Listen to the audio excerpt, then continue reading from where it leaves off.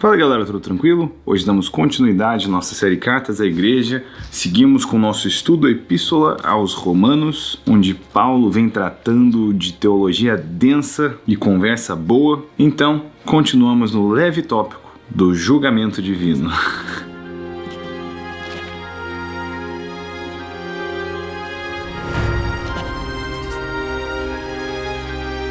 Então, antes de entrarmos no texto, sempre um pouquinho de pretexto. Romanos 2 continua a argumentação do primeiro capítulo, só que agora Paulo ele se volta diretamente para aqueles que julgam os outros, especialmente aqueles que confiam na lei, confiam na justiça própria. E ele mostra que ninguém escapa do julgamento de Deus. Começando no versículo 1, portanto, quando julgas, és indesculpável, ó homem, sejas quem for, pois te condenas naquilo em que julgas o outro. Pois tu que julgas praticas os mesmos atos, mas nós sabemos que o julgamento de Deus é de acordo com a verdade, contra os que praticam tais atos. E tu, ó homem, que julga os que praticam tais coisas, mas fazes o mesmo, pensas que escaparás do julgamento de Deus? Ou desprezas as riquezas da sua bondade, tolerância e paciência, ignorando que a graça de Deus te conduz ao arrependimento? Mas segundo tua teimosia e o teu coração que não se arrepende, acumulas ira sobre ti no dia da ira e da revelação do justo julgamento de Deus, que retribuirá a cada um segundo as suas obras. Assim, ele dará vida eterna aos que, perseverando em fazer o bem, procuram glória, honra e imortalidade, mas dará ira e indignação aos egoístas, aos que obedecem ao pecado, em vez de obedecer à verdade. Trará tribulação e angústia a todo ser humano que pratica o mal, primeiro ao judeu e depois ao grego. Mas glória, honra e paz a todo que pratica o bem, primeiro para o judeu e depois para o grego, porque em Deus não há parcialidade. Já vamos parar aqui um pouquinho para a gente ir comentando, sobre o conteúdo quentíssimo do apóstolo Paulo aqui. Mas primeiro a gente vê a hipocrisia daqueles que julgam, mas fazem as mesmas coisas que eles julgam. É uma coisa interessante que o C.S. Lewis fala, que é duas coisas que a gente pode observar, um fenômeno sobre moralidade no mundo inteiro, é que, primeiro, todo mundo tem definições de certo e errado. E segundo, todo mundo quebra as definições de certo e faz o que é errado.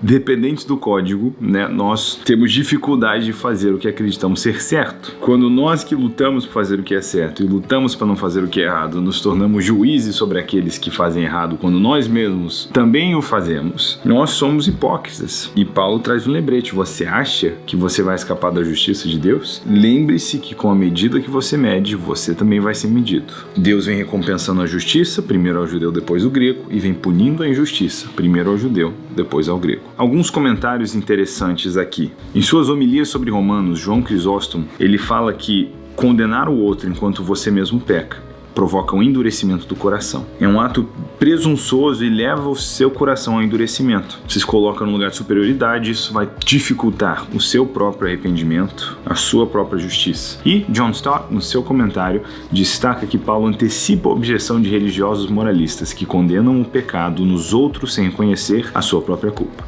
Famoso cisco no olho irmão, maior que a trave no nosso.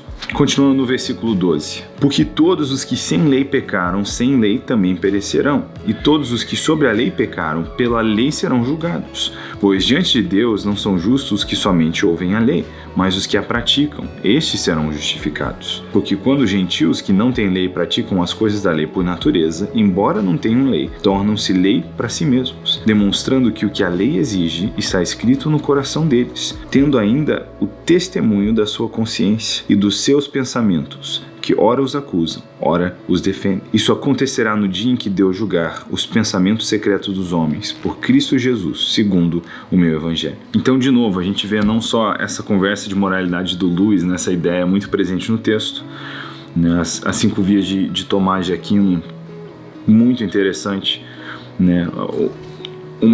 Uma das suas ideias é que existem níveis de perfeição.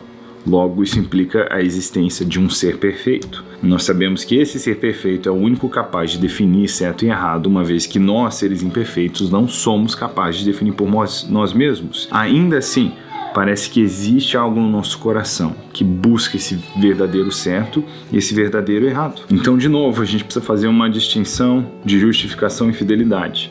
Cristo vai julgar os vivos e os mortos, aqueles que são justificados pela graça, mas esses também terão as suas atitudes julgadas, recompensadas, punidas. Existe um acerto de contas que vai além de separar bodes e ovelhas. Ele continua no versículo 17: mas se tu te chamas judeu e te apoias na lei, e te glorias em Deus, e conheces a vontade dele, aprovas as coisas excelentes segundo o instruído na lei, e se estás convencido de que és guia dos cegos, luz do que estão nas trevas, instrutor de ignorantes, mestre de crianças, que tens na lei formulação do conhecimento e da verdade, tu, pois, que ensina os outros, não ensinas a ti mesmo? Tu que pregas que não se deve furtar, furtas? Tu que dizes que não se deve cometer adultério, adulteras? Tu que abominas os ídolos, rouba-lhes os templos?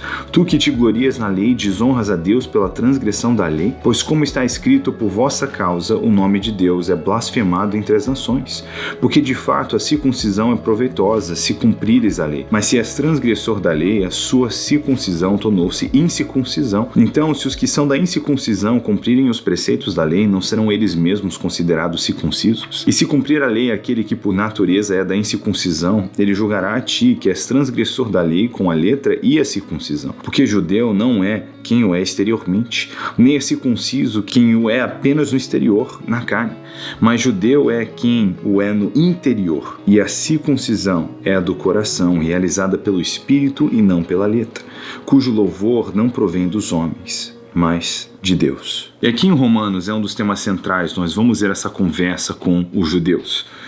Paulo vai sempre trazer muitas coisas do Antigo Testamento, e é um dos assuntos principais da epístola. E é uma das coisas interessantes e importantes que nós precisamos conversar aqui, e acho que Romanos, talvez mais do que todas as epístolas que a gente estudou até agora, levantem a bola para essa conversa e estabeleçam um bom panorama, de onde está Israel no plano de Deus. E aqui, Paulo vem bastante falando contra uma certa hipocrisia. Ele fala que não adianta ser circunciso na carne, se sentir superior por conta disso, mas não levar um estilo de vida de integridade que honra e exulta o nome do Senhor. Não é antissemitismo de Paulo, a mesma lógica se aplica para qualquer pessoa que se diz qualquer coisa. Não adianta você se intitular parte de um movimento que tem uma pauta se você desonra esse movimento e você ainda se sente superior por fazer parte dele quando você mesmo não é uma boa representação dele. Então Paulo aqui ele vai citar tanto o profeta Isaías como o profeta Ezequiel, que vem cobrar Israel dizendo: por causa de você, por causa da sua atitude, o nome de Deus é blasfemado entre as nações. Então essa mesma atitude, Paulo não está fazendo nada novo aqui, Deus já enviado vários profetas que vieram confrontar o comportamento do povo de Deus, que deveria ser luz às nações, e ele diz que é justamente essa circuncisão externa, mas não interna, que causou esse problema. Paulo agora ele apresenta o que é a coisa chocante a respeito da nova aliança, que ela vem fazer o contrário, Nós temos uma circuncisão não externa, mas do coração, e isso é necessário para a nova aliança. Agora, do mesmo jeito, não adianta dizer ser cristão interiormente se exteriormente você não faz o que um cristão faz, não vive como um cristão vive. E aqui, sobre a circuncisão do coração, nós temos algo interessante. Se voltamos para Deuteronômio 30, do versículo 4 ao 6, ainda que os seus exilados estejam na extremidade do céu, de lá o Senhor teu Deus te reunirá e te trará de volta, e o Senhor teu Deus te levará para a terra que os seus pais possuíram, e tu a possuirás, e ele te fará o bem, te multiplicará mais do que a teus pais.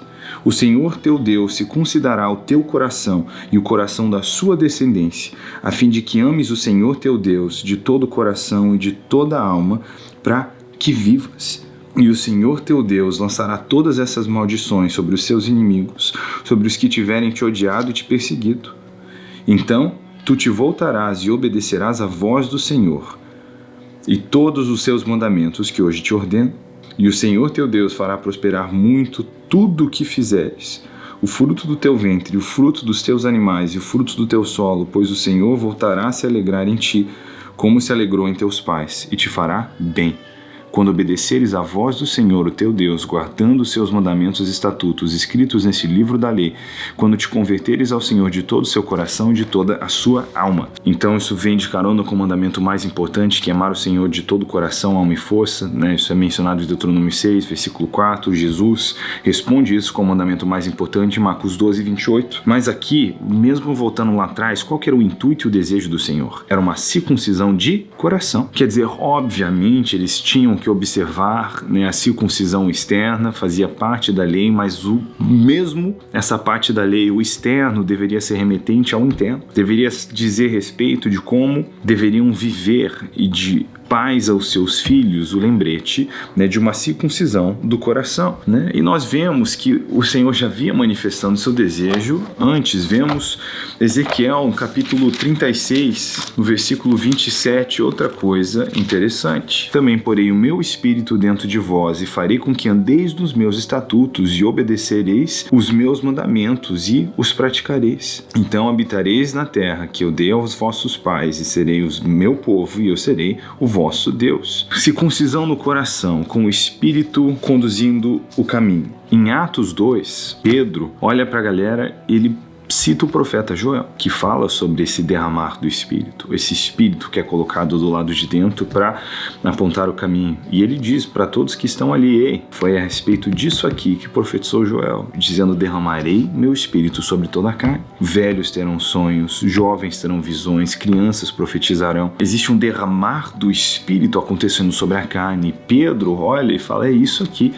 Era o que havia sido prometido lá atrás, o Espírito de Deus em nossos corações. Jeremias 4,4 diz o seguinte: circuncidai-vos ao Senhor e circuncidai o coração, ó homens de Judá e moradores de Jerusalém, para que a minha ira não sobrevenha como fogo e arda sem que ninguém o possa apagar, por causa da maldade de vossos atos.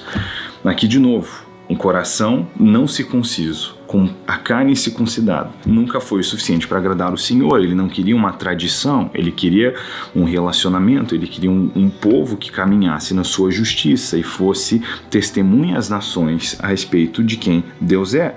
Agora, por que todo esse panorama é importante? Porque aqui, em Romanos 2,25, nós aprendemos que a circuncisão do coração ela não é trabalho da lei, ela é trabalho do Espírito.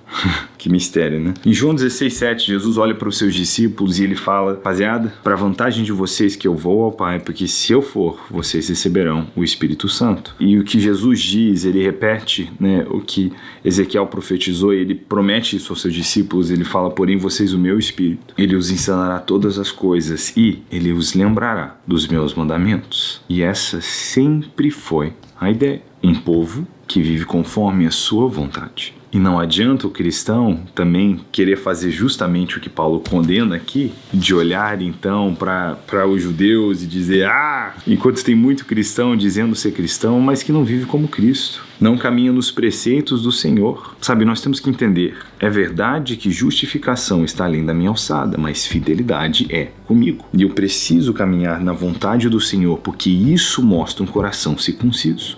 Essa obediência, ela demonstra quem eu sou. Por isso que João 14,21, Jesus diz: esses são os que me amam, aqueles que obedecem o que eu digo, né? A gente falou recentemente da frase do C.S. Lewis: obediência não é legalismo, ela é um sintoma da salvação.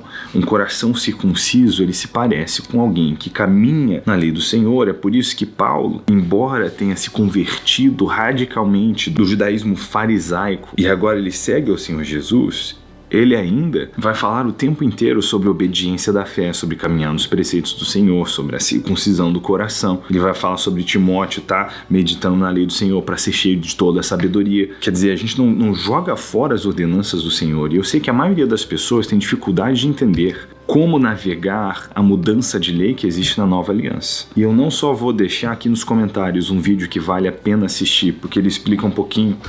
Na antiga aliança para a nova aliança, nós temos leis que são preservadas, nós temos leis que são revogadas, nós temos leis que são expandidas, nós temos leis que antes eram simbólicas e agora sua prática é permitida, embora não seja normativa, não é um mandamento, né? Muito a respeito das festas, do sábado. Tem coisas que antes eram literais e hoje são simbólicas. Não deixaram de acontecer, como o incenso, que é a oração dos santos. Antes era mandamento perpétuo, não deixou de acontecer, ele só mudou de forma. Então, além de deixar esse vídeo aqui, eu acho que vale a pena a gente falar sobre isso no canal. Mas acho que eu não estaria pronto para falar sobre. Vou ver se o meu velho me dá uma força para falar sobre o assunto, algo que eu tenho estudado, sou apaixonado. Mas a frase aqui que responde, acho que a maior parte dos nossos inquéritos do que Deus espera de Israel, né, é o que ele sempre esperou: a circuncisão do coração. Judeu é quem o é no interior, o que tem o coração circunciso. Mais do que a herança cultural, o verdadeiro judeu é aquele que tem o coração circuncidado. Nós vamos ainda falar mais sobre esse tema, mas eu acredito do fundo do meu coração que a restauração de Israel ela não diz respeito a simples paz e prosperidade na terra. Ela diz respeito do coração do seu povo ser voltado ao Senhor Jesus. Eu tenho alguns amigos judeus, a gente vive discutindo num grupo que a gente está junto, eu tô imaginando como eles vão reagir a esse vídeo.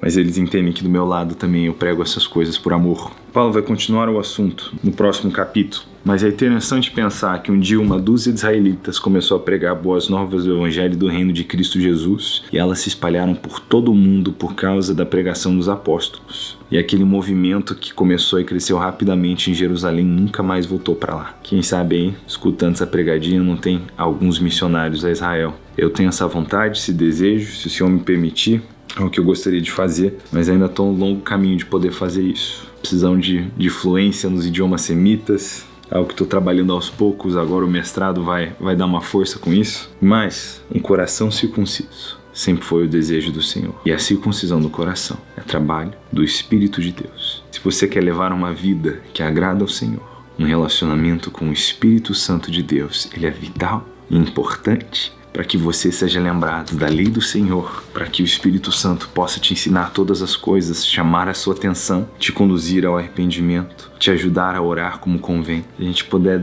terminar esse vídeo com um pouquinho de encorajamento, eu gostaria de encorajar a se aprofundar na leitura da palavra e no seu relacionamento com o Espírito Santo, para que possamos viver uma vida digna do Evangelho do Reino, com um coração circunciso. Deus te abençoe, a gente se vê no próximo vídeo.